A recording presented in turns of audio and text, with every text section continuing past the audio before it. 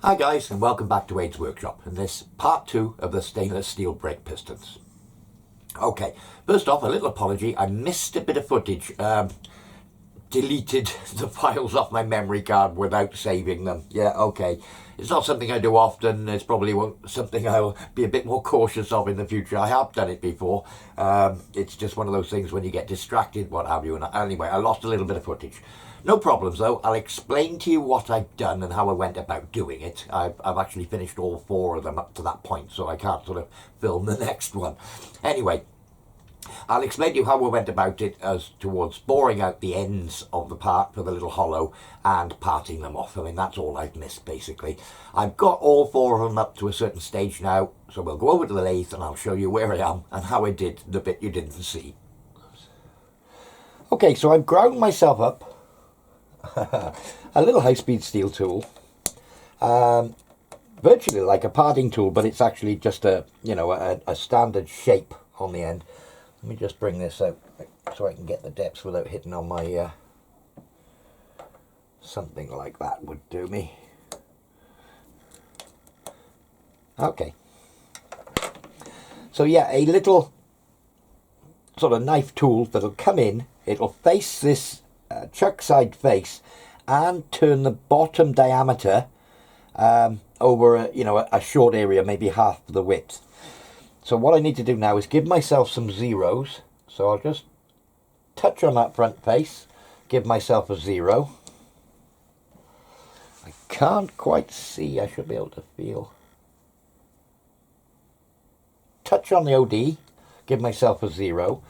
And I know I need to go 3.5mm deep back to the face of 11mm. So let's just have a touch off.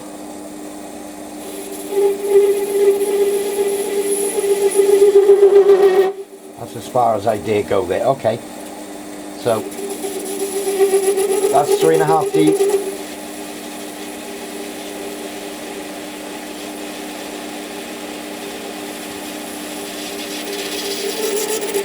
That's 11.2, right? Okay, so I'll go another 11.3. Go a little faster. And let's just skim this face. It's in fact 11.37 on the DRO. Skim it down to the point where I hit 3.5 deep. I can put a caliper on this afterwards and just check the diameter. That's 3.5. So again, a little bit more. That's 11.45. Just a light skim down there now.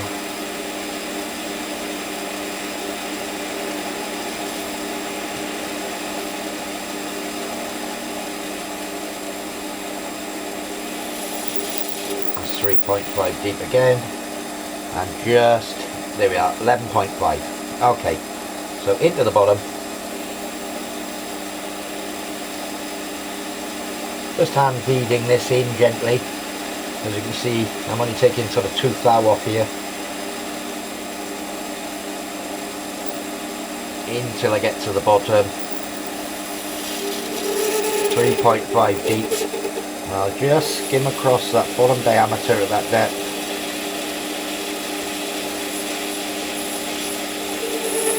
That'll do. Okay, so I'll bring everything out of the way. I'm going to measure that diameter in the bottom. I know that base is correct. I'm looking for 10.5mm. Let's just get the calipers in there. 10.49. Okay, that's good. So that will hold the tool, the rubber seal in at the bottom on that face.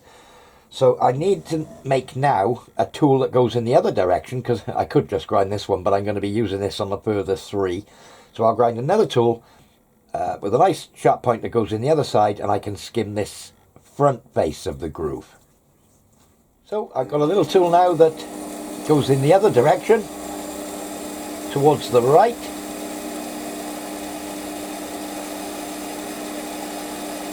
I'm just going to touch off on the unmachined part in the bottom. There.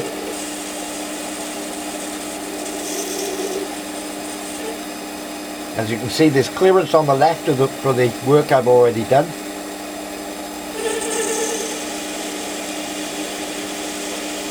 Just removing that shattery bit up to the bottom corner. And there we are. We're at the root there. I'm just going to give myself a 0 and come back out. Okay. So the next thing now is to make this groove to width. Now, at the bottom, it's 5.5mm wide. So I've just got to machine this front edge so that this section here is 5.5. Is it 5.5? Let me just refer back to my drawing. Yes, so that it's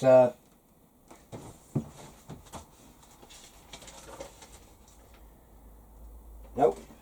So that it's 6mm wide. It's going to be 5.5 when I put the taper on. So let me just bring the tailstock out the way a minute. I'm giving myself a 0 where I am now, which is where I just faced. And at the moment, it's 6.5. So, I know I have 0.5 to take off. So I'll just come back, take 0.1 at a time. Go into my 0. There.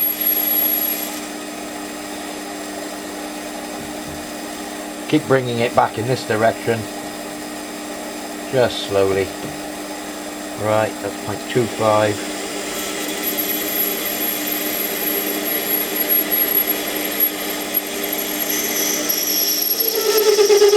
Very little side clearance on this as it stands. Just noticing with the tool, I could have angled it round just a touch. So again, going into my root, there, until I reach a reading of 0.5 on my DRO.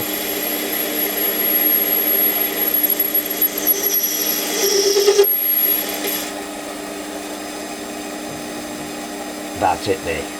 Okay. So just nice slow feed in here now.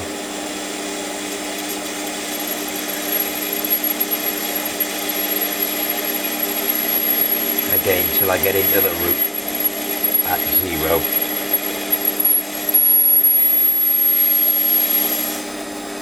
Okay, I'm going to give myself a 0 there in this direction.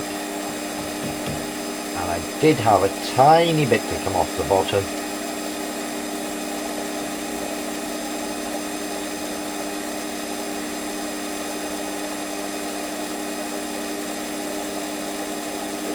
There.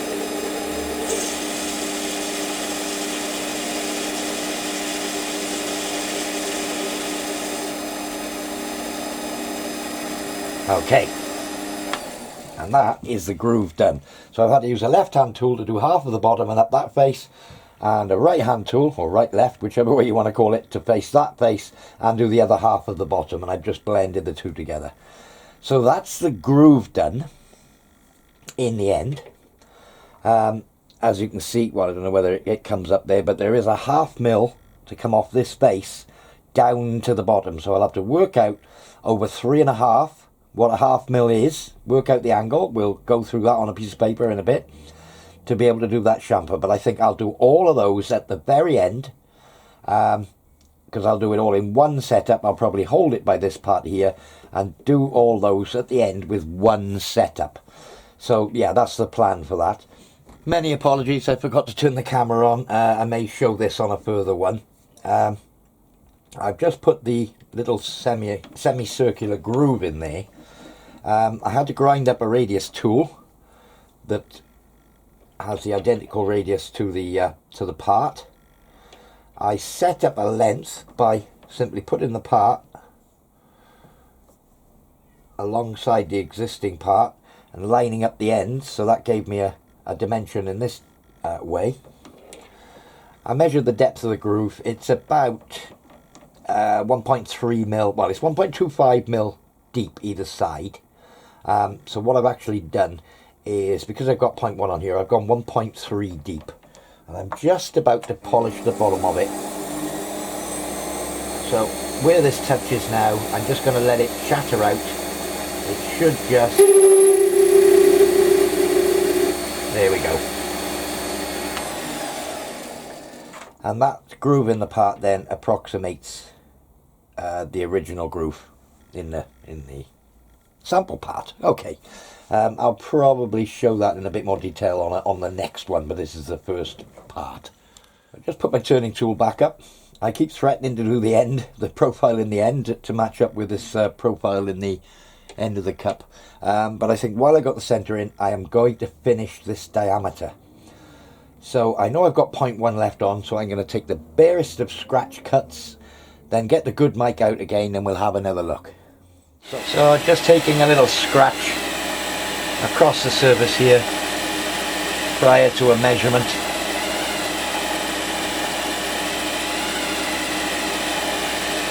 Just looking back, my measurement is going to be 17.408 I'm looking for.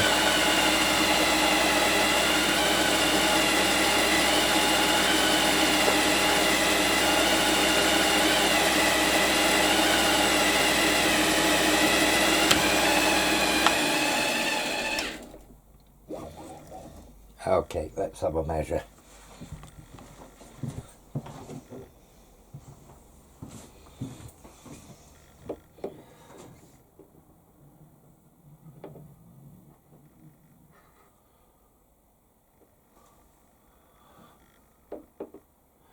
$17.515 at the moment. 17.513. Okay, so yeah, I've got 0.1 of a mil to come off at the least. So I'm going to literally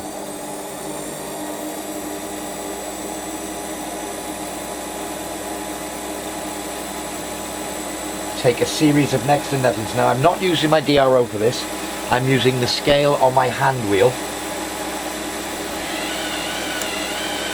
which is a lower resolution. So I'm going to run that one through. I literally moved one line on my hand wheel and got no reading on my DRO.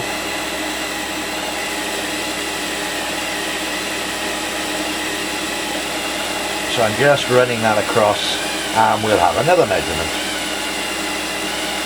I know I could afford 0.05, which I haven't moved anything at all on my DRO, but 0.05 would have still been oversized, so I should be still good to go on this. And stop, and stop, and stop, and back. Let's just have that out of the way. So, mic it up again. I'm expecting something like 17.46, something like that. Oh, okay, 17.46. Is that in screen? Yeah, 17.46.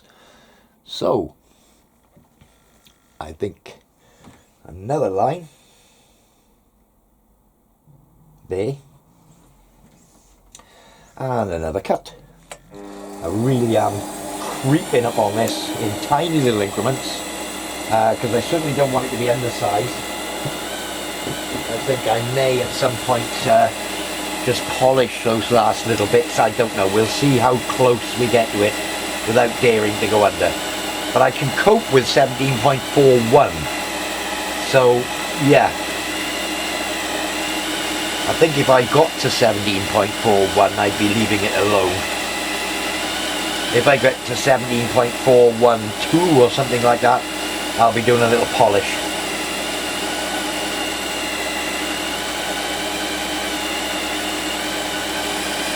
Finish on this is absolutely superb, but then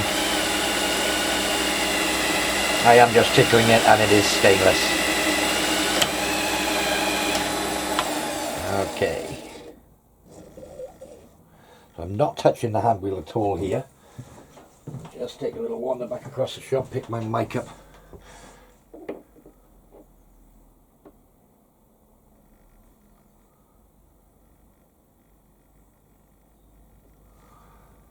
17.427 now. I think I'm going to be moving it the smallest amount I can on the hand wheel, perhaps half the distance between two lines. That much. Okay, another cut. I think we might be on the right track.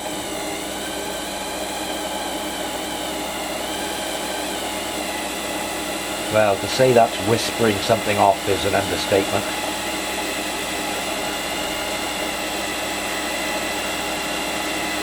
Probably 1/100th, if that, of a millimetre.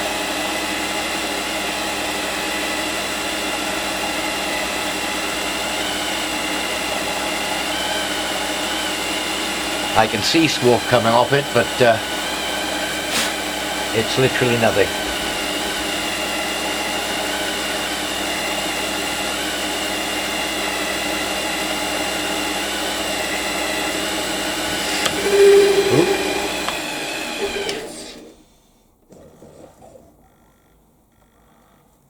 Get that out of the way. As you can see, it's the finest stuff. So, moment of truth. Where are we?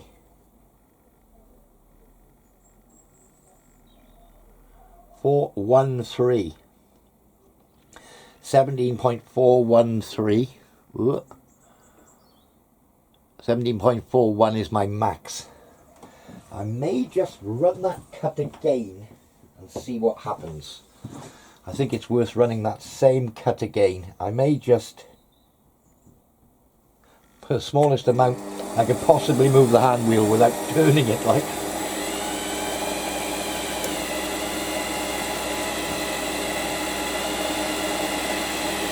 Well, it is taking something, but I doubt you'll see it on camera.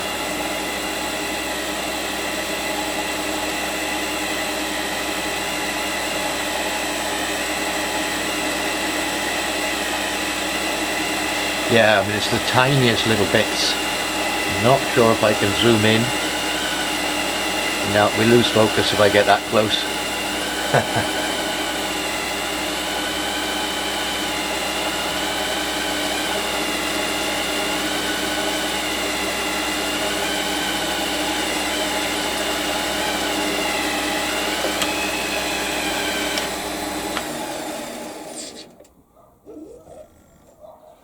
Okay, so I can see me needing another cut, but we'll see.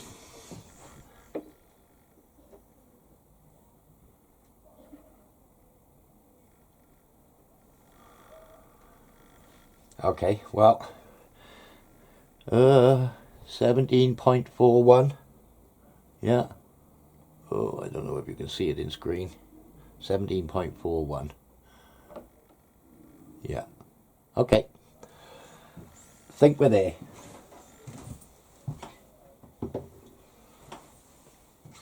My tolerance was 17.408 plus or minus 0.002. So that is on top of tolerance. So yeah, I'm calling that a day. It's not warm, not hot. It's sort of at workshop ambient temperature, which would be about right. So yeah, I don't know what much more to say about that, other than that should be the diameter. Of course, proof of the pudding. I suppose I could try it in the part and just make sure it's a... Yeah, I mean, that fits, so it's not oversize. And it's the same size as the original in the areas where it wasn't worn. So the first feature on the end is an 8mm diameter flat bottom at 4.75 millimeters deep. So what I'm going to do, I know this rule is a millimeter thick, so I'll just bring a drill in, tailstock in, the drill's there, so I'm touching on that rule, and my tailstock quill is set on a 0. So I'll just retract, bring this quill out a bit. There we are, take the rule out, okay. So, if I go 5.75, the point of the drill will be at 4.75 millimeters deep. Right, okay. Oh, this is a nice one of those brand new Cobalt drills as well. So I'll do one turn, that's touching the face. Right, 1, 2,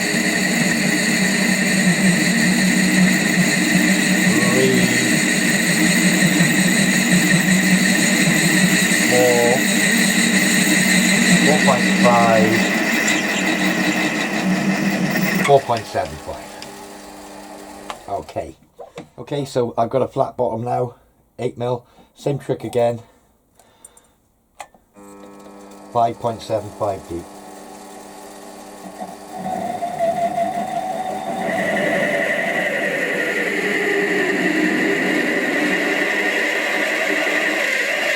One, two, three,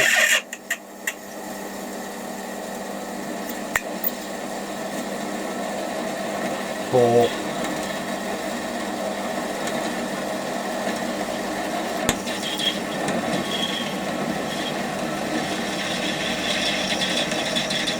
5,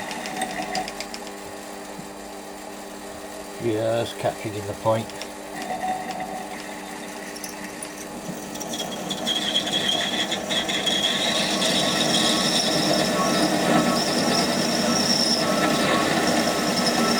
5.5, 5.75. Oh, completely off the subject. I recently watched a video from Woods Creek Workshop. Uchol, over in Woods Creek Workshop, was making a better lock for his carriage. Similar to the way I've done mine, but obviously it's a completely different machine and needed a completely different solution. Anyway, I was quite embarrassed, or impressed, but embarrassed for myself, by how clean his lathe was. You could eat your dinner off it. I mean, literally, he's got very few chips on his paint, and the bed weights, everything was spotlessly clean. And yes, fair play to you, Uchol, but it actually embarrassed me into doing a bit of cleaning up. So, as you can see, I've had well, not up to Uchol standards, but I had a clean up on the lathe, giving everything a lubricate and what have you, wiped down all the paintwork. But yeah, I mean, I haven't got mad, but it's far sight better than it was. So that said, let's move on. So yeah, when we left off, I was just starting to replicate the little pocket in the end of the pistons here. I think we put in a 8mm drill and then a flat bottom 8mm drill to get the depth of the step in the bottom. And there's actually two tapers coming out. A shallow taper at about sort of 10 degrees and another taper on the end at about 25-30 degrees. So you saw me bore them out, or drill them out I should say, to the basic 8mm. Let me just bring it in, here we are. So I've basically got my boring bar up then, I can bring you into shot. It was up in the headstock here. Let me get a better angle on this for you. So I just quickly set it up back how I had it. I was in the 3-jaw chuck, obviously they weren't parted off, but just to show you how I did it. Compound slide set at the correct angle for the lower one, and basically pecked it out using the compound, by locking carriage using the compound to the first angle. Once they were done, set it round to the second angle about 30 degrees and just finished them off until they reached the same diameter. As you can see, there's one here that's been done. So yeah, I basically replicated the end of that, and then when they were done, parted them off, and that's the stage I've got them up to, where they parted off, and they're probably 0.5 millimeter over length on the existing part. So having just parted the part off, you can put it back into the collet chuck. We'll just nip these up. Okay. And I'm going to take a scratch pass off here, perhaps 5/10 out off the face of it. We'll take it out, measure it up, and I'll know exactly how much to come off. So, oh, while I think of it, and I'm on video, spanner for this. I just came to mind then when I used the Allen key to lock off the head again. Let me just have a quick measure.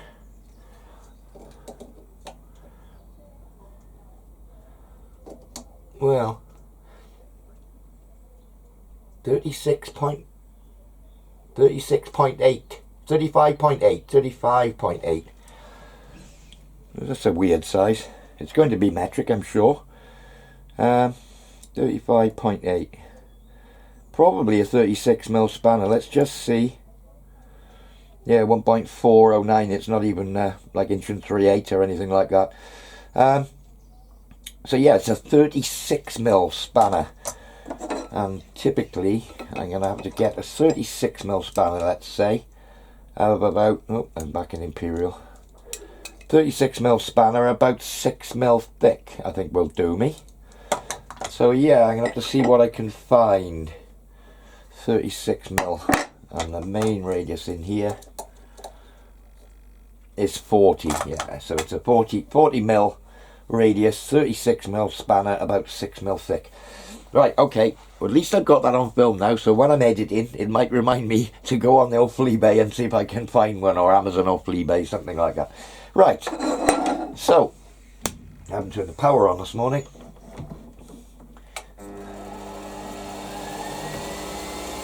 Tell you what I'll do, I'll just touch on that face, give myself a 0, my usual method as you've seen before. I'll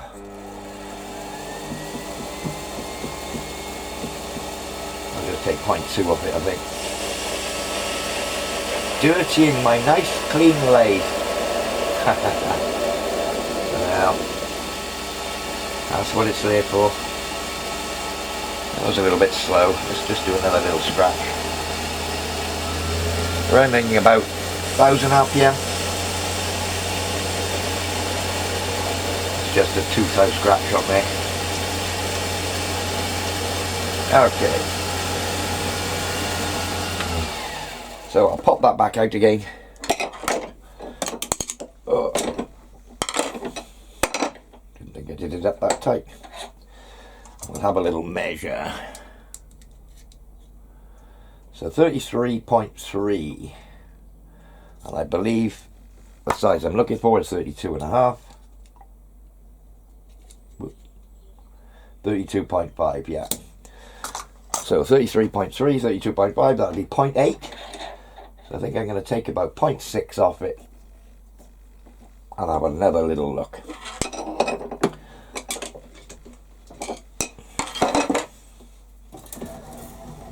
So again, just touch, give myself a 0, and I'm looking for 0.6. So I'll take 0.3 and do it twice, I think.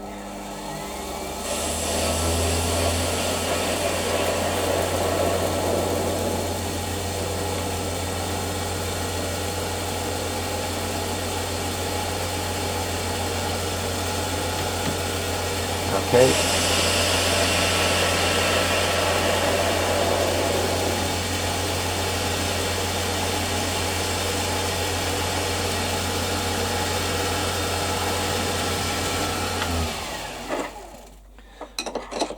So yeah, basically that was the roughing out to within about 0.2 or 1/8 thou, you know, near enough.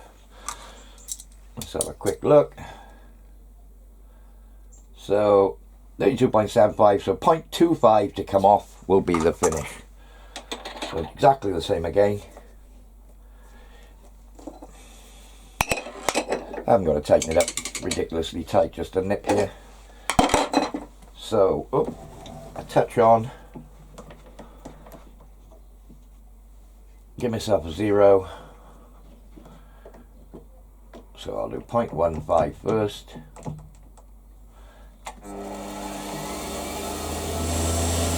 I find that touch off and 0 seems to be quite effective. It's very repeatable, and you know, I'm certainly within a thou when I do it in that method.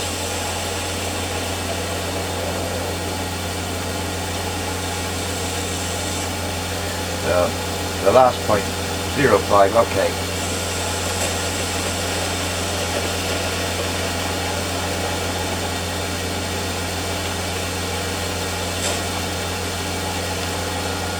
There we are. Okay, so I think while I've got it at this stage, I'm going to put the chamfer on. So I'll just change over to my 45 degree tool, which is lurking over here on the shelf behind me. I've already done some of these, and I've been going 1mm. Seems to replicate the one on the part. I could have been sticking out a bit more looking at this. Let me just square my tool up a bit more. That's better. Okay. So go into a touch. There. Set a 0 on my DRO.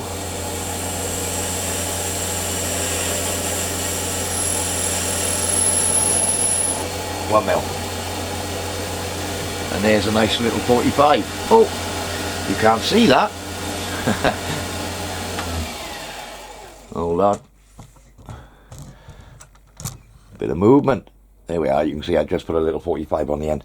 So I'll pop it out now, measure the length, and hopefully we're 32.5, and that'll be all 4 of them up to that spec.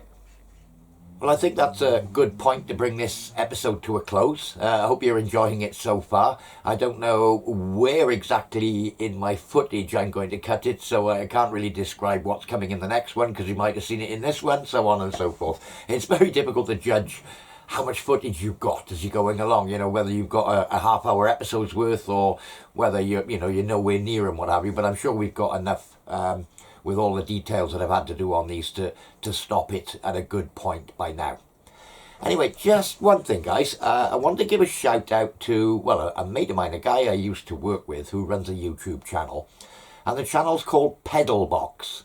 Couple of lads, it's all automotive stuff.